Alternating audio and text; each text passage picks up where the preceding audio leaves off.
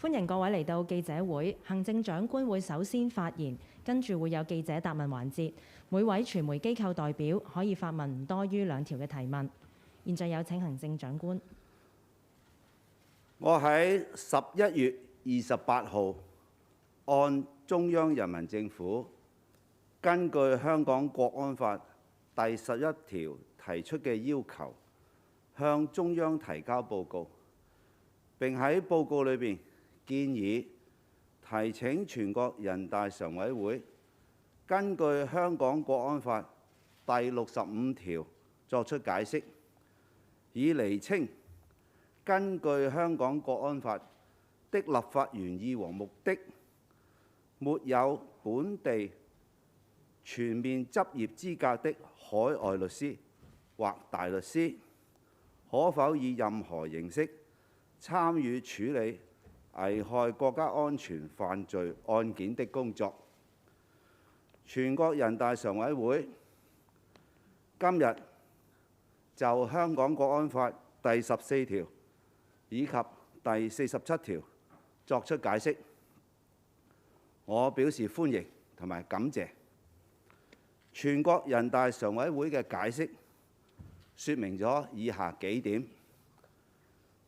一、香港國安委根據第14條有權對是否涉及國家安全問題作出判斷同埋決定，其決定具有可執行嘅法律效力。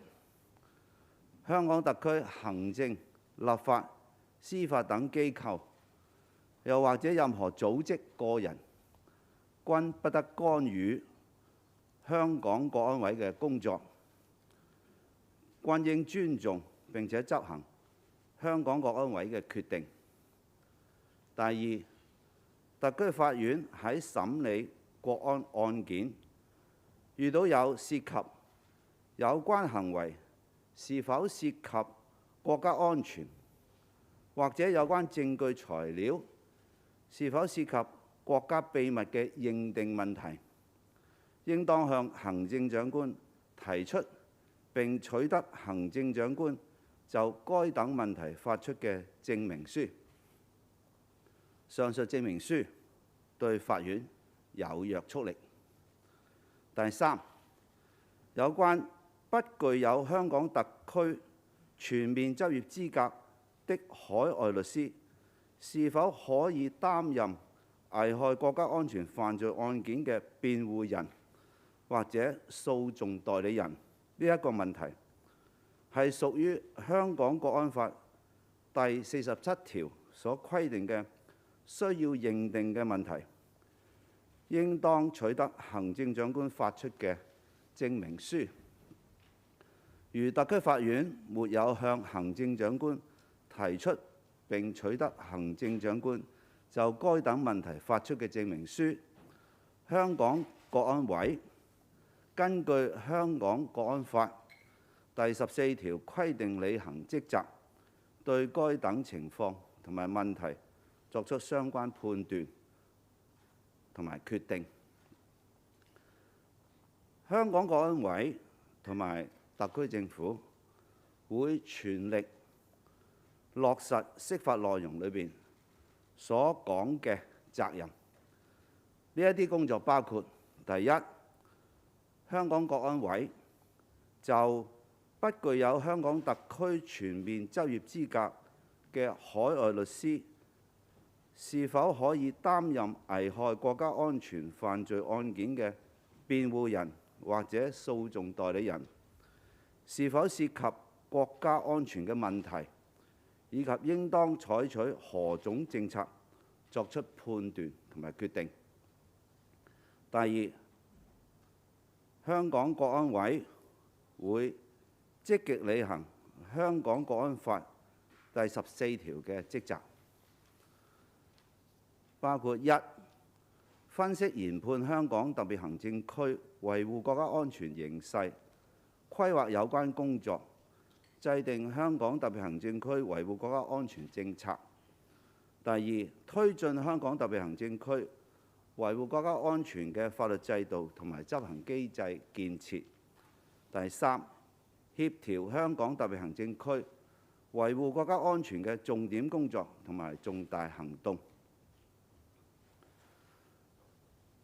工作第三，特區政府會評估風險，積極考慮法律執業者條例有關專案認許條文嘅修訂工作，強化維護國家安全嘅制度保障。第四，特區政府會履行基本法第23條嘅憲制責任，同埋香港國安法第7條嘅規定，盡早完成有關維護國家安全嘅本地立法，並且按照香港國安法實施同埋維護國家安全嘅新形勢、新要求，完善本地相關法律，充分運用本地法律解決香港國安法實施裏邊遇到嘅有關法律問題，有效防範、制止同埋懲治危害國家安全嘅行為同埋活動。全國人大常委會根據憲法同埋香港國安法賦予嘅權力，解釋香港國安法嘅條文，明確咗相關條文嘅法律含義，確立原則，確保特區各個機關更準確履行香港國安法規定嘅相關職責。對進一步完善特區維護國家安全嘅法律制度同埋執行機制，以及有效維護國家安全有重大意義。釋法體現咗法治原則。全國人大常委會作為國家最高權力機關嘅常設機關，按憲法同埋香港國安法對法律嘅解釋有最高權威性同埋約束力，而香港特區法院按基本法獨立行使審判權同埋終審權。呢一個憲制安排，充分體現咗全國人大常委會嘅釋法權同埋香港法院嘅獨立審判權同埋終審權，喺特區法律制度裏邊各自履行佢職能嘅法治原則。釋法亦都清晰展示咗香港國安法同特區現行嘅普通法制度嘅銜接同埋兼容。國家安全係頭等大事，維護國家主權、安全同埋發展利益係一國兩制方針嘅最高原則。香港特區堅決維護國家主權、安全同埋發展利益，堅決維護香港國安法嘅權威，堅決依法履行維護國家安全嘅職責同埋義務，確保一國兩制行穩致遠，香港長期繁榮穩定。現在係記者答問嘅環節，請你先講出你代表機構嘅名稱，每位請發問唔多於2條嘅問題。前邊白色衫。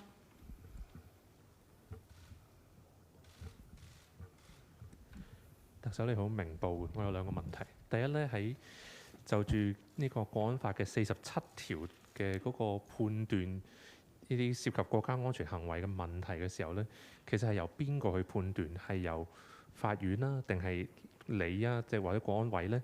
咁幾時需要即係幾時去判斷呢啲行為嘅之前係咪可以司法覆核嘅呢？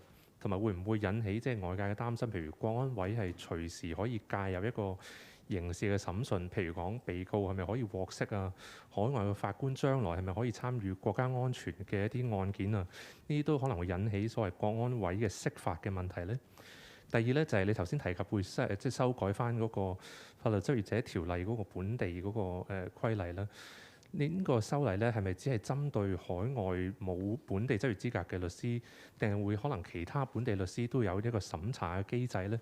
政府整體嘅立場上嚟講，對呢個海外律師嘅制度係咪仍然歡迎佢哋嚟參與一啲其他嘅刑事或者民事嘅案件呢？唔該。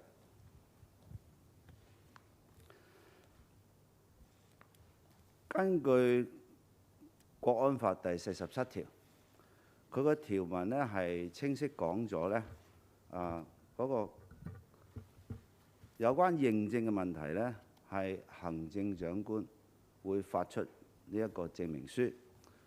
咁當然嗰個決定權就喺行政長官嗰度嘅，但係行政長官作出呢個決定嘅時候呢，當然係會充分考慮所有因素，特別係行政長官掌握到嘅事實同埋資料，從而去判斷有關嘅行為是否涉及國家安全，又或者有關嘅資料是否涉及國家秘密。咁呢個係行政長官決定嘅，而呢一個嘅決定權力，其實喺香港國安法頒令實施嘅時候，已經係喺條文裏邊清晰講咗啦。所以呢個呢，今次嘅釋法呢，喺呢方面係冇增加任何行政長官嘅權力嘅。咁國安委呢，喺佢嘅權力呢，亦都清楚喺我哋國安法第14條裏邊呢係講述咗嘅。而國安委作出嘅決定呢，剛才所講喺釋法裏邊呢，係講得好清楚啦。佢作出嘅決定呢，係有呢個法律效力嘅。咁但係呢，喺國安委作出任何決定，當然啦，佢係會充分考慮喺法律條文裏邊，包括基本法、包括香港國安法以及本地法律裏邊呢所涵蓋嘅範圍嘅。所以佢嘅決定亦都必然係會符合法律原則。另外，剛才你所講國安委有關釋法嘅權力呢係不正確嘅。國安委係冇釋法嘅權力，釋法嘅權力呢只係喺人大常委會。剛才我都講清楚，係根據憲法、根據香港國安法而對於香港國安法作釋法嘅，所以國安委係冇釋法權嘅。另外，我哋所提及嘅今次要處理冇本地全面執業資格嘅海外律師呢，去針對所講嘅呢係涉及國家安全嘅案件嘅。咁所以呢，所涉及嘅範圍呢係好窄嘅，而香港絕大部分嘅案件都唔係同國家安全有關嘅，因為自從國家安全香港國安法頒令實施之後呢，香港喺維護國家安全方面呢，整體喺執行方面呢係有成績嘅，所以香港社會呢已經回復咗穩定。涉及香港危害國家安全嘅行為同埋活動呢，好多呢都係喺我哋睇到喺2019年所發生嘅危害國家安全嘅活動同埋行為而引申出嚟嘅案件嘅。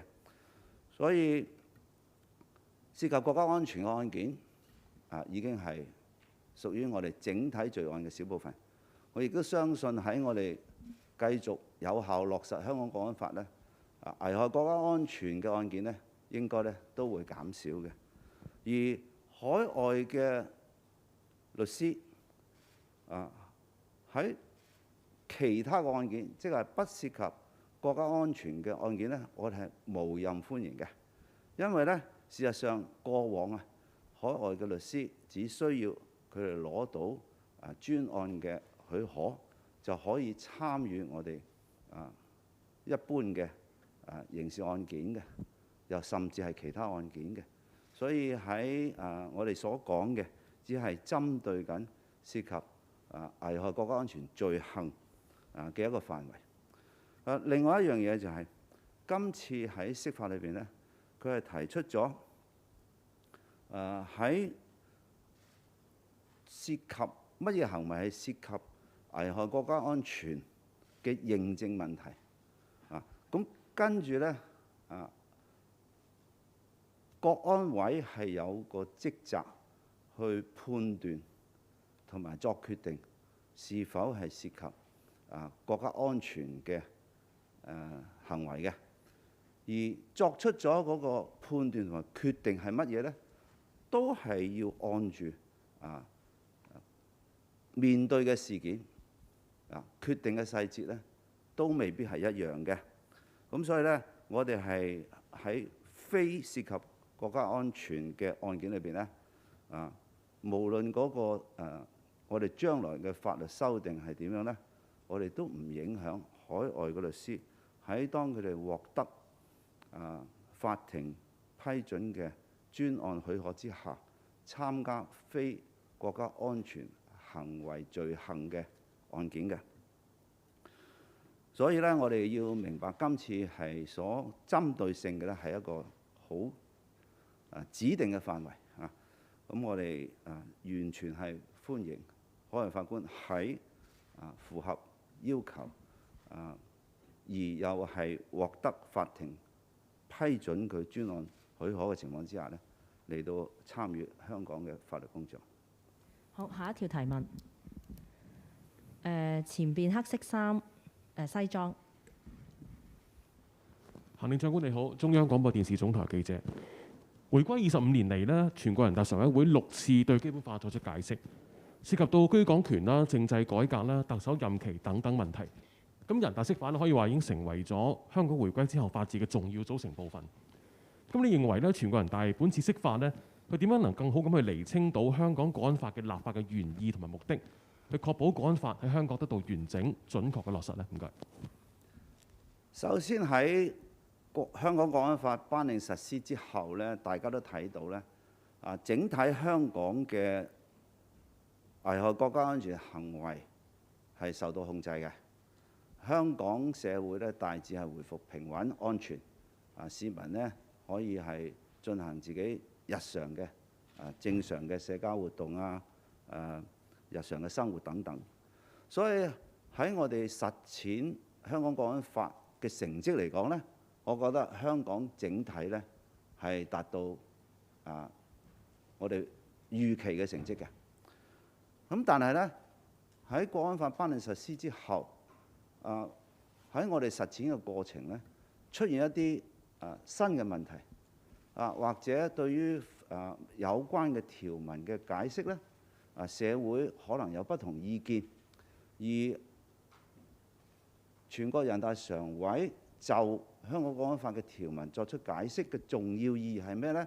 第一，因為佢係我哋國家嘅最高權力機構嘅常設機構，對於解釋法律嘅權呢係屬於最高權威，而且有約束力，咁係可以一錘定音，唔需要喺社會裏邊咧作出任何爭議啦。呢個第一點。第二點呢，今次嘅釋法呢，你睇到係喺指定範圍，去針對性嘅去處理某一個原則嘅，佢亦都唔係針對個案去作釋法嘅。而呢個原則呢，的確係釐清咗特區喺履行維護國家安全責任方面嘅法律責任同埋法律嘅義務嘅。咁所以呢，對於整個特區，呢個係包括行政機關、立法機關同埋司法機關呢，都好清晰咁等我哋知道喺有關呢方面，我哋真真正正應該點樣履行我哋嘅責任。而且今次嘅釋法呢，亦都明確講咗香港特區國安委嘅責任同埋佢嘅職權。咁所以咧，喺我剛才講咧，我係會積極履行香港國安委喺第14條需要履行嘅職責嘅。咁呢個包括咧，我哋係會好積極咁咧，去針對我哋建立一個完善嘅法律制度同執行機制咧，係推動呢方面嘅工作。而今次嘅釋法咧，係正正令到我哋咧喺面對新問題嘅時候，原則性俾咗一個好清晰嘅內容啦，同埋路徑咧，俾我哋向住履行維護國家安全嘅任務咧，全力去實施到香港國安法嘅立法原意同埋目的，所以係有助整個特區喺履行維護國家安全嘅責任同埋義務嘅。咁所以我係覺得今次嘅釋法係有重大嘅意義，而且我強調今次嘅釋法咧，完全係體現咗香港法律制度、全國人大常委會嘅釋法權，以及香港法院嘅獨立審判權以及終審權喺個法律制度裏邊咧，係各自履行職責嘅一個法治原則充分體現嘅一個事情嚟㗎，所以係非常正面嘅。好，下一條提問，前邊電腦黑色衫呢位。Good evening, Mr. Lee. Some English questions from the South China Morning Post. Firstly, under the interpretation by the National People Congress Standing Committee, the matter of allowing overseas lawyers without the full right to practice in Hong Kong to defend clients involved in national security cases will rest either on the Committee for Safeguarding National Security or on yourself as a chief executive. We want to ask, would Jimmy Lai now be able to apply to employ an overseas lawyer for his case through the courts if he wishes, and what would the relevant procedures be in that case? And also, by allowing the chief executive to have the power to determine whether overseas lawyers are allowed in either the Committee for Safeguarding National Security or via himself through approving a certificate, is this unfair to any potential defendants due to a conflict of interest? And and secondly, you also talked about how the government will raise an amendment to the legal practitioners ordinance. Can we ask what do you mean by this amendment, and also whether or not there would be a timetable on when these amendments would be made? And also, what is your stance on hiring overseas lawyers for national security cases, and why welcome certain overseas lawyers for other types of cases, but not those involving national security? Thank you. That is a very long series of questions which actually has broken the tradition of answering two questions. But anyway, I'll try to answer them as fully as possible. Well, first of all, we have to pay attention what actually the interpretation covers on this occasion. It covers 3 points. First of all, it touches on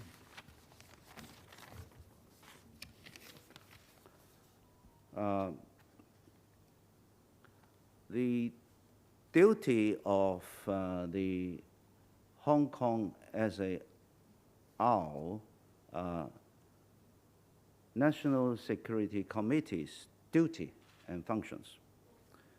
And it also talks about how Article 14 and Article 47 can be used to do the certification of an activity, whether the activity relates to national security or whether the information concerned relates to national secrets.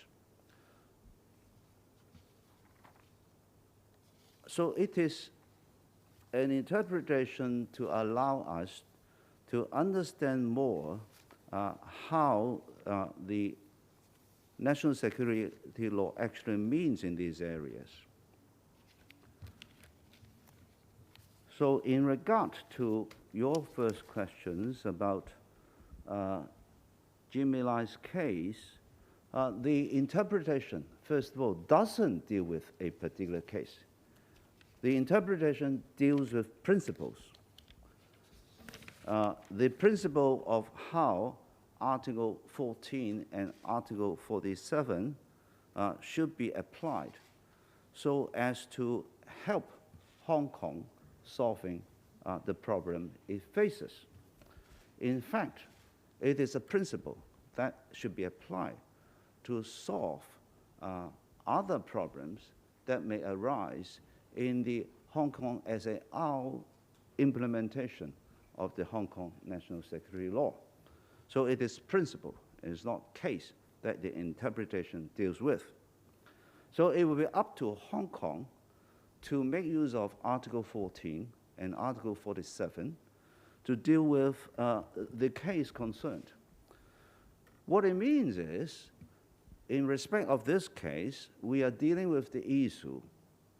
We, I mean the Hong Kong SAR, is dealing with the issue whether an overseas lawyer who hasn't got full practicing rights or qualifications in Hong Kong should be allowed to take part in any national security cases. So it will be up to Hong Kong SAR itself to deal with that issue.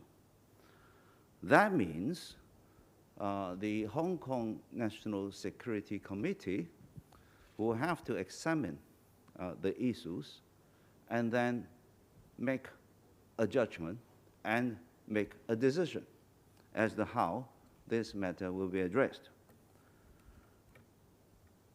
The second thing is, the Hong Kong SAR itself, particularly the government, has the responsibility to fulfill its obligation to protect national security.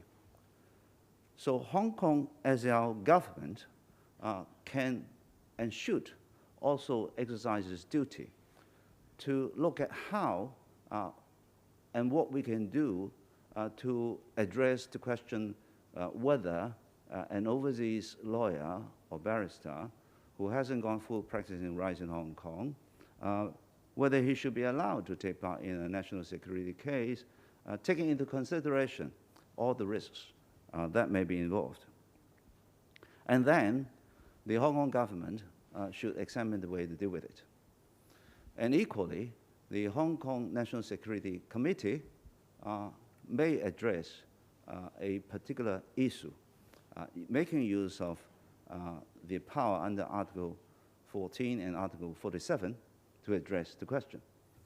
And then after the National Security Committee has made a judgment and decision, then, of course, the Hong Kong SAR government will examine how to implement it.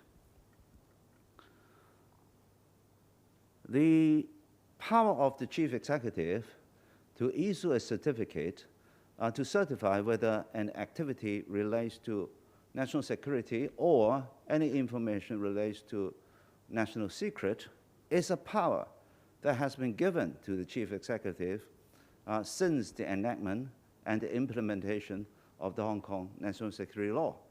So it has been there on the very first day when the law was enacted and implemented. The chief executive's duty is to look at all the information available to him to make an assessment and then certify whether a particular activity relates to national security or any information relates to national secret. This is to deal with certification.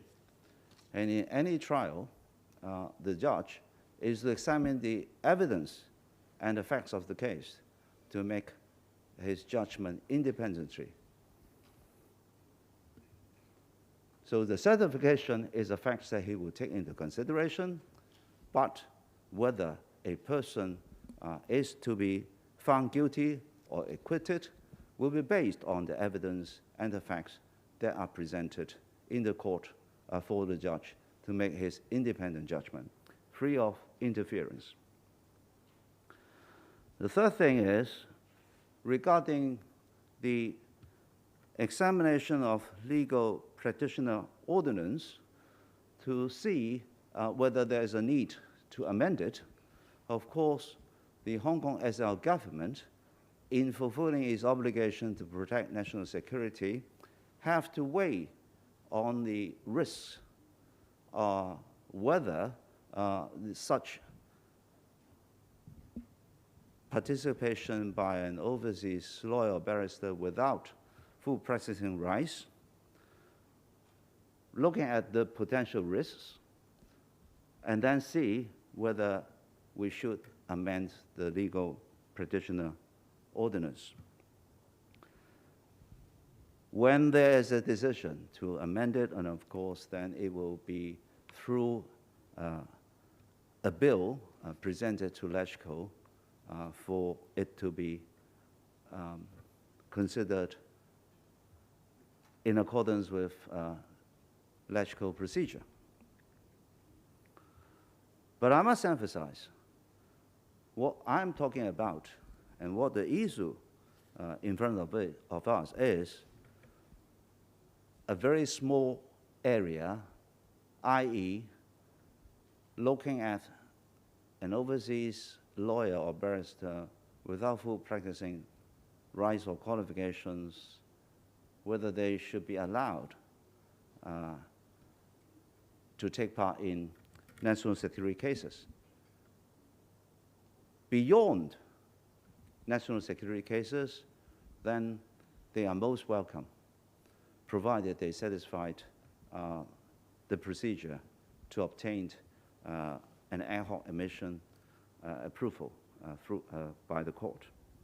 As regard timetable, we will very quickly look at all the risks, as I have mentioned, and if the decision is made that we should proceed with the amendment, then of course we'll do it ASAP.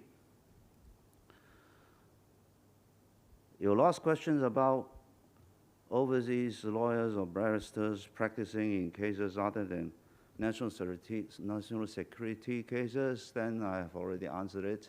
They are most welcome, and there has been the practice before, provided they satisfied all the requirements and procedure and obtained the High Court's ad hoc admission approval. 好，時間嘅關係，我哋答多兩條問題。前邊黑色衫女記者。你好，特首星島嘅。今次釋法咧有兩條，包括國安法第47條咧，就係由特首發出呢個證明書啦，同埋第14條都係嘅國安委都係由特首擔任主席嘅，即係兩條其實都係由特首你掌握最終決定權啦。咁請問你決定嘅準則係咩啦？同埋擔唔擔心你話掌握嘅事實啊同埋資料唔準確，即係令你嘅決定有誤差啦，同埋你每次決定會唔會首先係向中央尋求意見？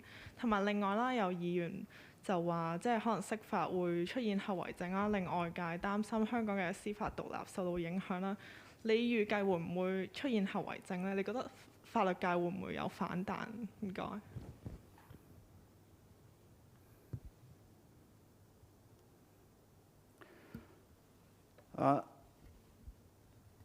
第一，第47條所講香港國安法第47條所講嘅行政長官去發呢個證明書，呢個權力喺香港國安法頒令實施已經存在，唔係因為釋法有任何改變嘅。第二，喺第14條，香港特別行政區維護國家安全委員會，佢有不同嘅成員嘅，呢個包括有3位司長，有保安局局長，有3位處長，有特首辦主任，亦都有由中央委派嘅國安顧問。咁所以國安委係由行政長官做主席，但係國安委所作嘅決定，亦都係國安委嘅整體決定，唔係一個人嘅決定嚟㗎。所以國安委嘅決定係屬於國安委成個委員會嘅。當然，行政長官作為主席係有去舉行會議，係推動討論，以及最終呢係主持委員會喺討論裏邊嘅一啲議程以及佢哋嘅討論方式。咁但係我必須強調，國安委係一個委員會，而國安委嘅決定係屬於委員會嘅決定。咁所以喺作出任何決定，都一定係充分考慮所有喺委員會裏邊掌握嘅資料同埋一啲實際情況，而最後呢係作出判斷同埋決定嘅。第二呢，喺我哋處理香港國安法嘅事情裏邊呢，其實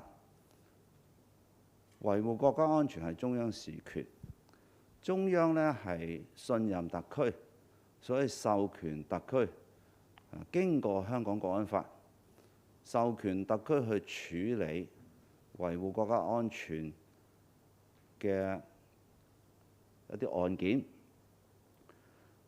咁所以呢，香港特別行政區喺呢個授權之下呢，係會根據住法律嘅原則以及所掌握嘅證據呢，係作出決定嘅。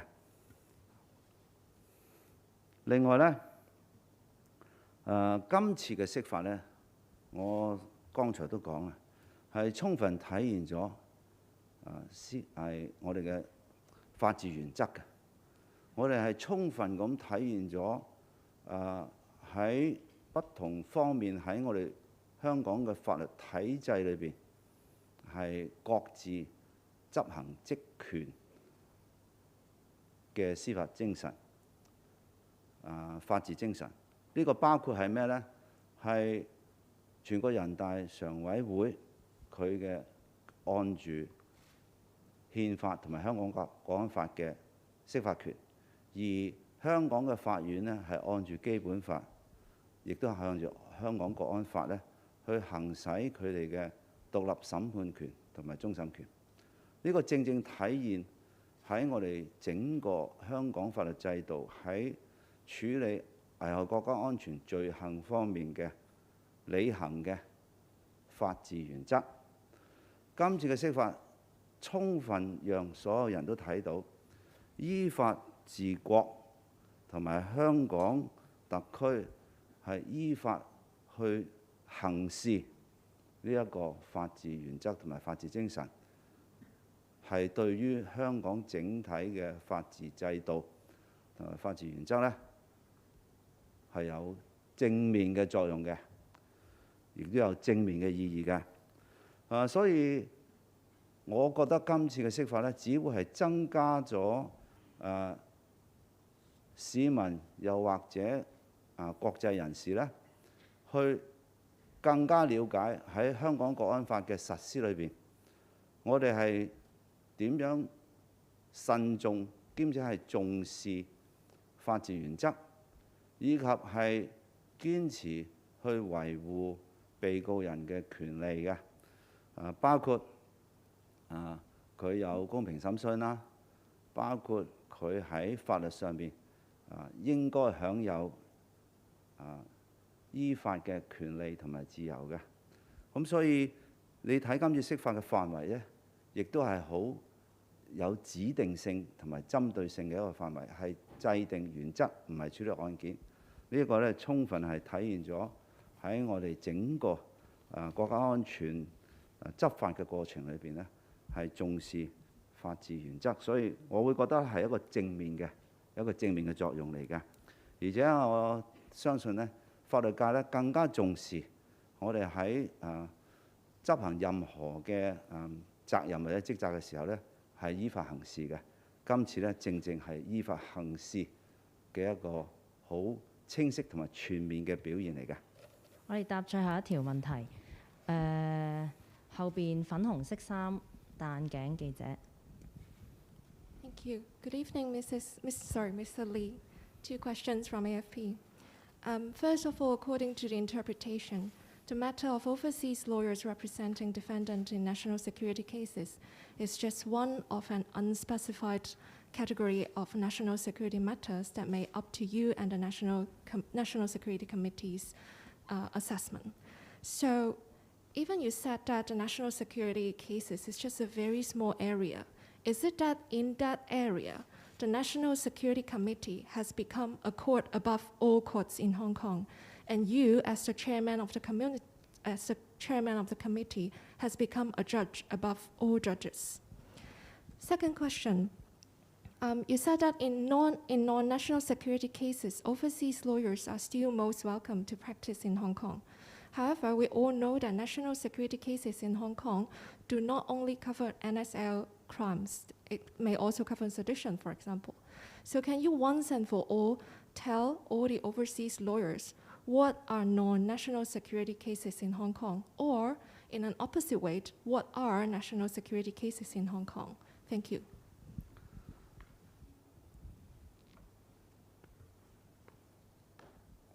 Can you first of all repeat your first question, because you've asked quite a few. Of course. My first question is, under the interpretation, the matter of overseas lawyers representing defendants in national security cases is just one of an unspecified category of national security matters that you and National Security Committee may assess and decide. So, even you said that national security cases form a very small area, would it be that at least in that area, the National Security Committee has become a court above all courts, and you, as the chairman, has become a judge above all judges? Okay. Well, first of all, your premise, I have to correct it. The interpretation on this occasion clearly explains the purposes and intention of the Hong Kong national security law by specifying the role of the chief executive in assessing and certifying whether any activity relates to national security and whether any information relates to national secret. And of course, you will know that for a lot of activities, they can vary in the actual execution of what is intended to be done to harm national security. So there will be a variety of actions that may endanger national security, which a country face, whether it is our own country or any other country. Espionage, for example, can take various forms. So it is the duty of the chief executive to certify whether any activity actually relates to national security. So it is this certification which is Article 47 is specifying. This power exists in the Hong Kong national security law since its enactment and implementation. So the interpretation of Article 47 does not create extra power for the chief executive in such certification. The chief executive only does the certification. He is not to rule on a case. All cases are ruled by judges in court in accordance with the law and the evidence and facts in front of the judge. And each case, the defendant is fully represented by lawyers chosen by him who will be arguing the case on his behalf. So the chief executive doesn't play judge at all. So it is a wrong premise, and it's a wrong interpretation. And since the chief executive is not a judge, so there's no truth in your description of anything to do with above the judges, because the certification only aims at certifying a particular activity relates to national security. And the Hong Kong national security law stipulates only 4 offense types, but for activities that endanger national security can be beyond the 4 offense types of the Hong Kong national security law. That is why I have always been telling people that the Hong Kong national security law is a law which addresses only some specific activities which endanger national security. In fact, there are a lot other activities that may endanger national security which are not covered by the Hong Kong national security law. They may be covered in other Hong Kong laws, such as the Crimes Ordinance on treason. The Hong Kong national security law doesn't cover treason, but the Crimes Ordinance of Hong Kong does. So you are right, there are activities which may endanger national security, which goes beyond the coverage of Hong Kong national security law. That is exactly why the Hong Kong SL government has a duty to enact law to satisfy Article 23 of the Basic Law, and also to improve the system and the legal coverage for activities that may endanger national security. But this will be done through local legislation. And this is the duty of all government of any country to safeguard the country's national security through successful implementation of the laws. Because safeguarding national security is a state's responsibility. And it is the responsibility, I think, of almost all the states around the world.